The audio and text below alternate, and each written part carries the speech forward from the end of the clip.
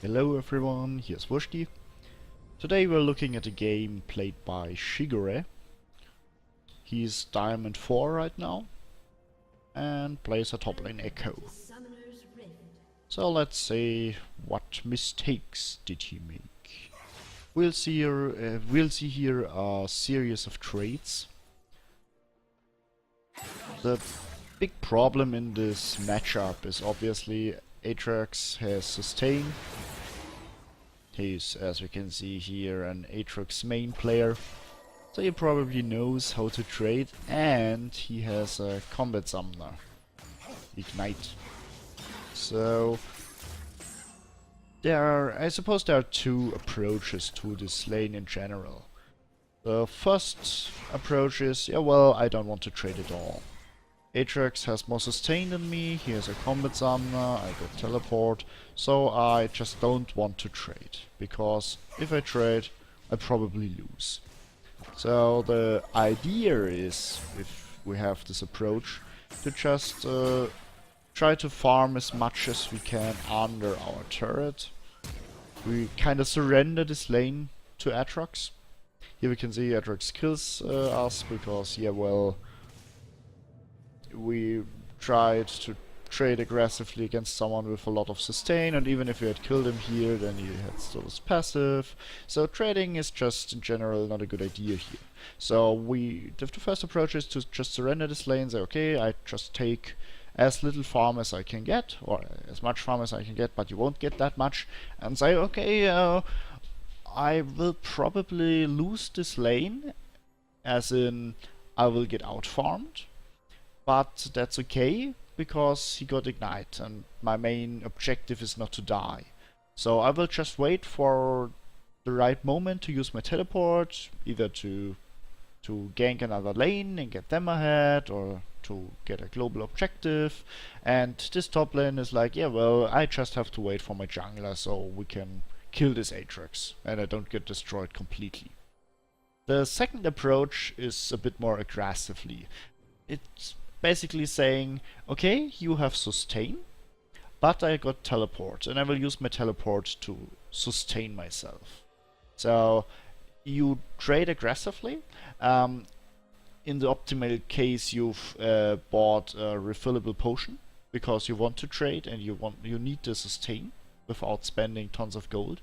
So you will fight against Aatrox and just try to not die, but damage him, and you will get damaged yourself, and then you go back to base, refill your potion, refill your HP, and then teleport back to lane. That's your sustain counter, so you sustain yourself. And as soon as you level 6, with Ekko you can just teleport back, buy your items, press your alt button, and you're back to the lane. So basically you got a second teleport back to your lane to sustain.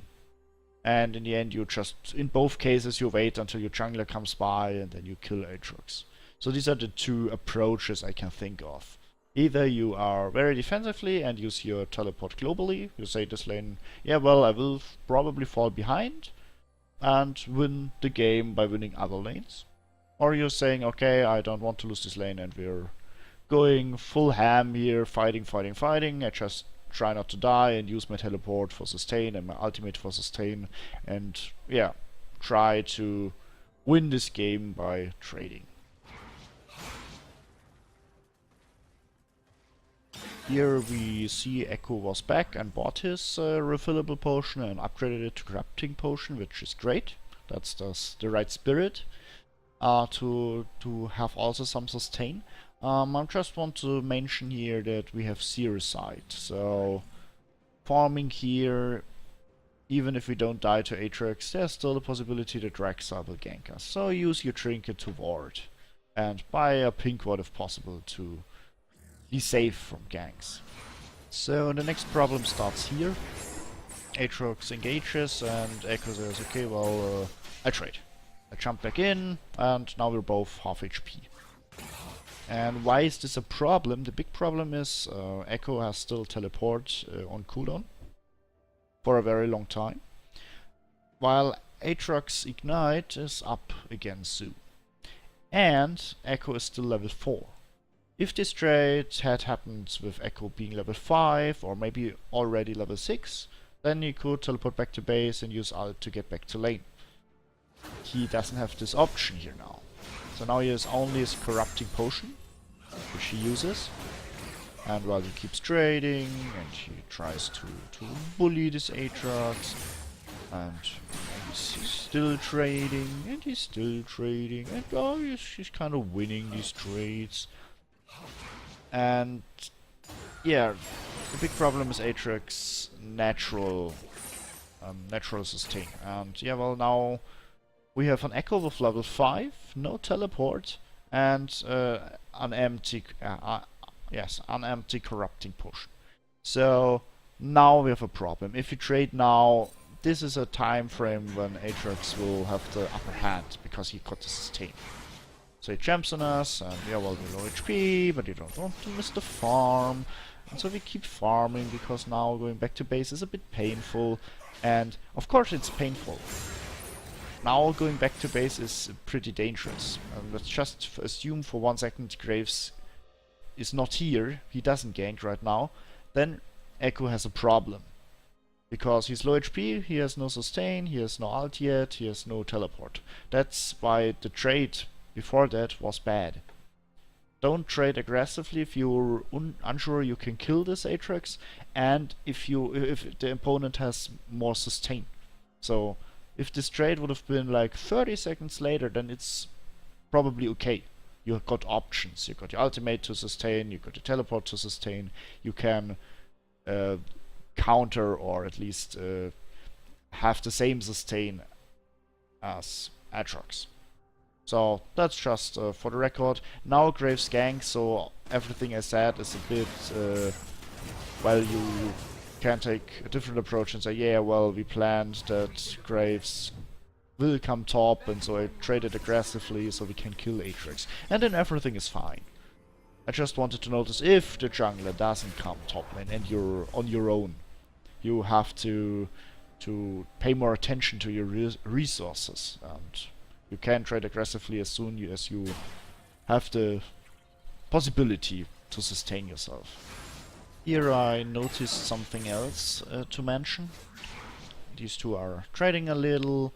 Graves sit at top a bit, so Ekko is ahead, and now he tries to teleport back to buy new items to sustain. Aatrox cancels his teleport. So Ekko's like, yeah, well, let's try that again. Oh no, Aatrox is still trying to keep me from getting back to base. So, okay, I go to my turret and teleport here back. And Aatrox is like, yeah, well, are you sure? Pushing pretty hard. And I'm not sure why Ekko cancelled it. Was he like, yeah, I will miss a lot of farm? Was he like, maybe that's, I should port back a bit further behind? Was it like, I'm trying to bait Aatrox, he shall dive me, and then I use ultimate and say hog. I'm not quite sure why he cancels his backports afterwards. And now he's again backporting here in range of Aatrox, so it gets cancelled again. And was this the plan? Was that the big trap? And Ekko just didn't get out his ultimate and his flash? Maybe. I'm honestly not quite sure. He probably was baiting and then messed up.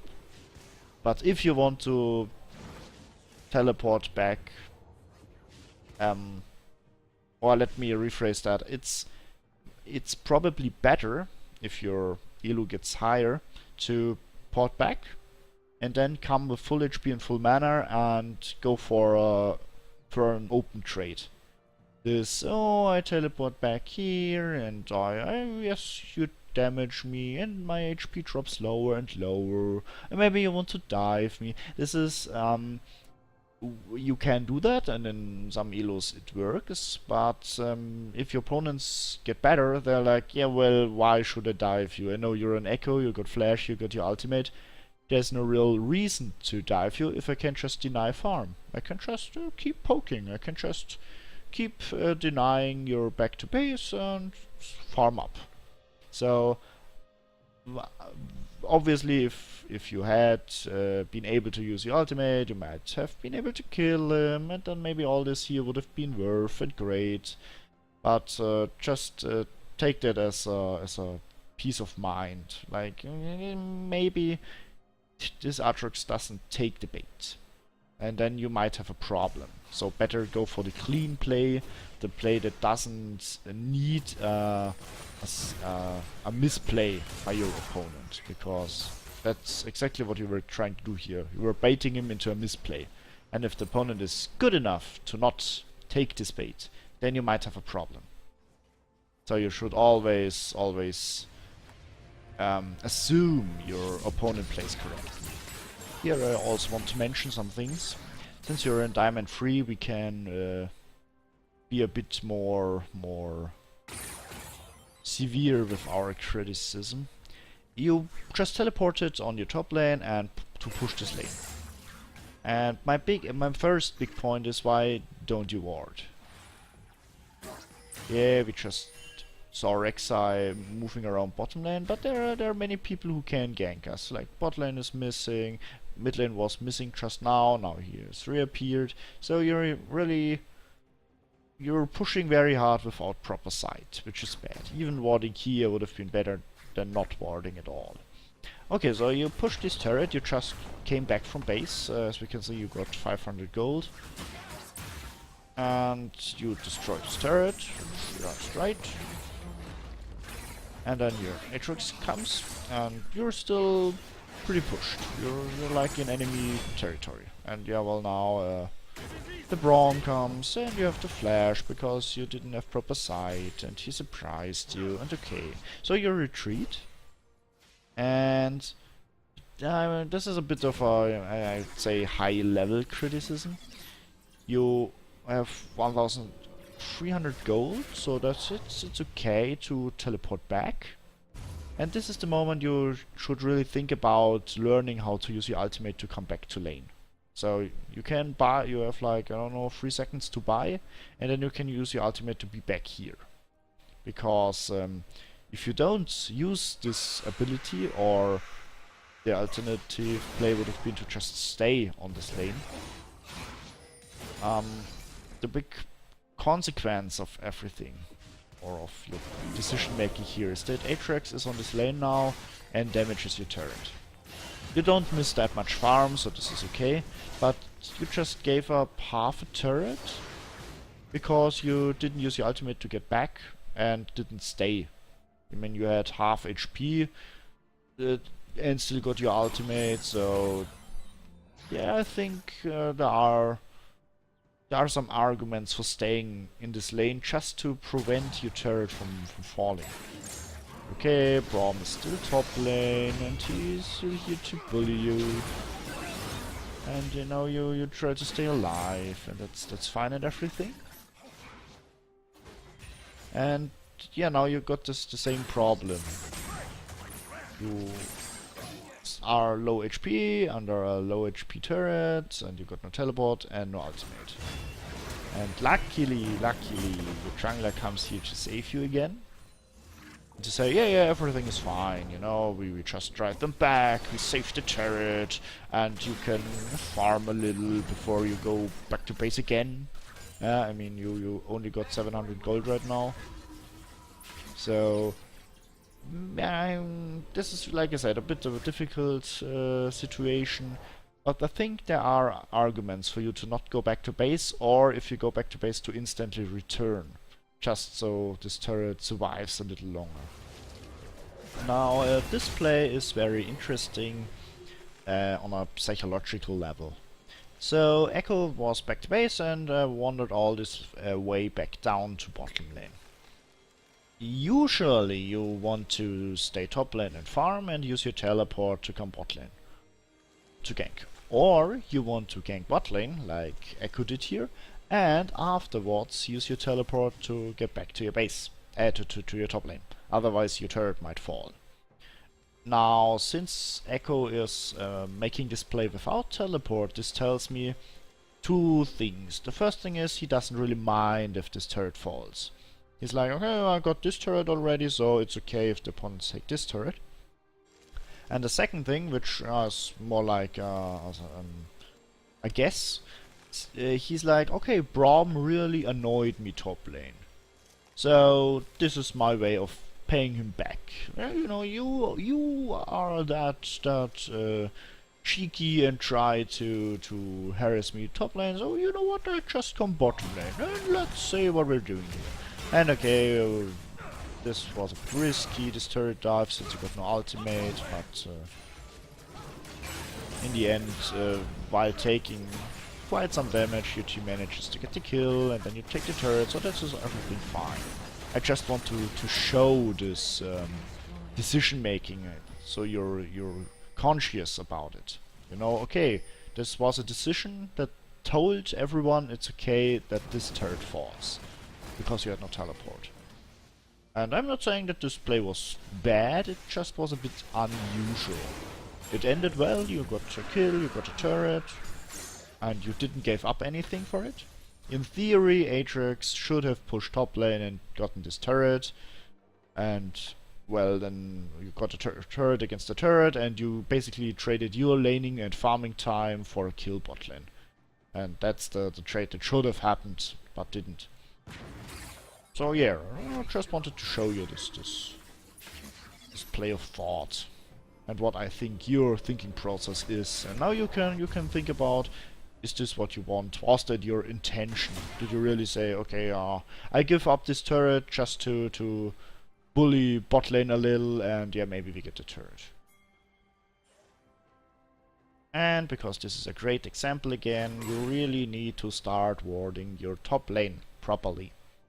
This is like the 10th time I see no sight in this river, and also no sight somewhere else, and oh, what do we have here? Braum comes to harass you top lane. And, well, kinda like the 10th time in this game, you're like, I'm a bit in trouble, 2 versus 1, oh, but the shiny Superman comes here to rescue us. And this is a bit, I'm not sure if you're a pre-made with this Graves, but this whole top lane just worked the way it did because Graves were constantly holding your hand. This was questionable that you re-entered the fight here. You probably thought, oh, I got ultimate, so I'm invincible, but yeah, well, against CC, you won't be able to get your ultimate out.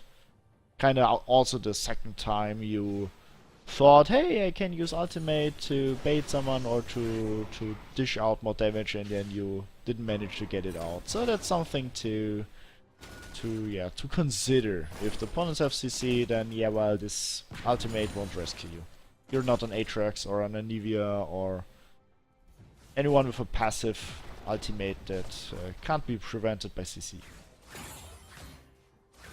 Another example of pushing top lane without any sight. Really bad.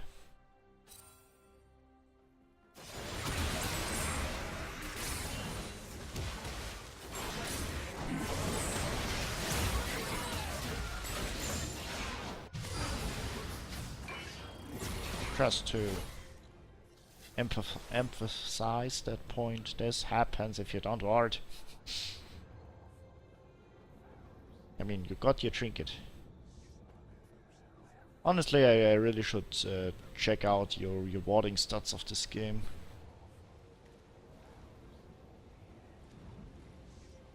Okay, so Ekko placed 9 wards in total in this game. Surprisingly, the other players weren't that much better. So he was the one of the lowest ward count in his team, and one of 2 members who didn't buy a pink ward, but yeah, well. Like I said, buy pink wards, ward your top lane, don't get surprised by ganks. Easy. Okay, after this point, Ekko's team kinda snowballed, they will get the inhibitor here and so on. So, let's stop here. In general, Shigure, you are a very sloppy player, so to speak. And while you didn't go 0-10 in top lane and lost the lane, but my point is you could have gone 0-10 in this lane, because you make some rookie mistakes, so to speak. Of course, in League of Legends is a very complex game, so I don't want to be too harsh. But pushing top lane without warding, or just farming here without warding, is a bad idea as top laner. This is like, top lane you have two things to consider in the first 15 minutes, and that is how can you trade with your opponent, and can you get ganked. And in this game you kinda didn't do that well in both aspects. So your trading was a bit random. You have to use your sustain, you have to figure out how to beat your opponent. What is the strength and the weakness of your opponent? In this case, with Aatrox, it was like, yeah, well, he got sustain, so if I can't burst him, which is not possible with Aatrox, and he's quite stronger than me because he got a combat summoner, then I kinda need to deal with his sustain. How can I deal with his sustain? And yeah, well, in this case, the solution is, yeah, well, you sustain yourself too with a corrupting potion. I would have started with this item, to be honest. Then you use your teleport to sustain, so like go back to base and refill. Use maybe your ultimate to sustain. So you can trade and you don't have to be afraid of losing these trades that much. And obviously working with your jungler together is great and all, but in this case Graves really was the silent hero of this top lane. He was on top so often, and every time you were ganked because you didn't ward, he was there and said, yeah, it's okay, it's fine, I got your back. And you can't just ensure that every jungler is that nice and really babysits your top lane. Of course, not in every game you get ganked that often by a Braum, but you get my point. You have to ward, and you have to think how to deal with your top laner. And yeah, top lane is quite a difficult lane because there are so many matchups. I think like 60% of all champs can be played at top lane somehow, with some strange item builds or whatever. So yeah, it's kind of hard to win every top lane matchup, and there are some counter picks. But these are the two main points I want you to think about: your warding and your trading, or your how to deal with the opponent's top laner. And I hope this video really helped a little.